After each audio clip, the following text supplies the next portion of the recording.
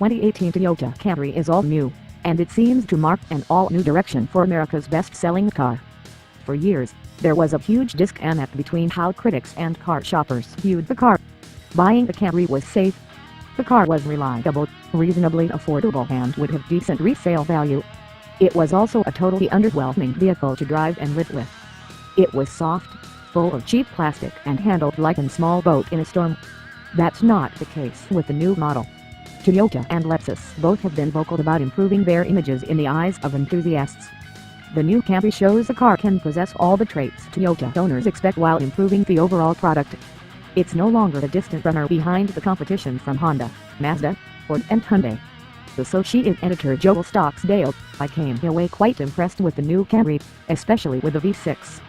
Mainly I was impressed that it can actually be enjoyable to drive with a bit of vigor. Throw it into sport mode, and the steering hits the sweet spot of weight and even some decent feedback that pulls you into the driving experience. It doesn't feel quite as precise as some competitors, and in normal mode it feels a tad light and numb, but it's still a good helm overall.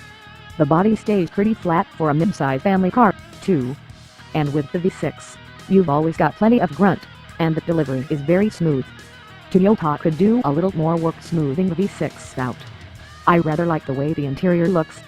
It's not like anything else you'll see on the market, especially the wavy dash trim on the passenger's side, but it works and it's put together with the usual Toyota quality, save the stiff, cheap-feeling leatherette. I do have some gripes with the ergonomics, though. The front seats feel too firm, and the lower cushion needs another inch or so of length for long-legged drivers. The infotainment isn't especially user-friendly either, with lots of menus to sort through.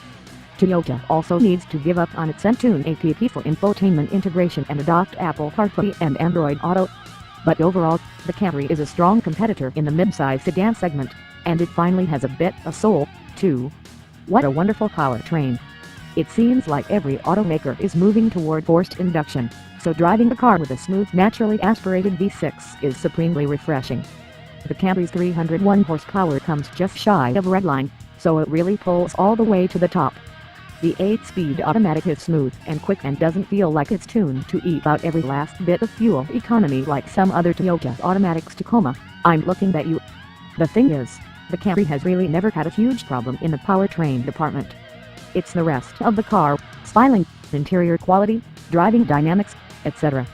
that fell short compared to the competition. Things are mostly different here.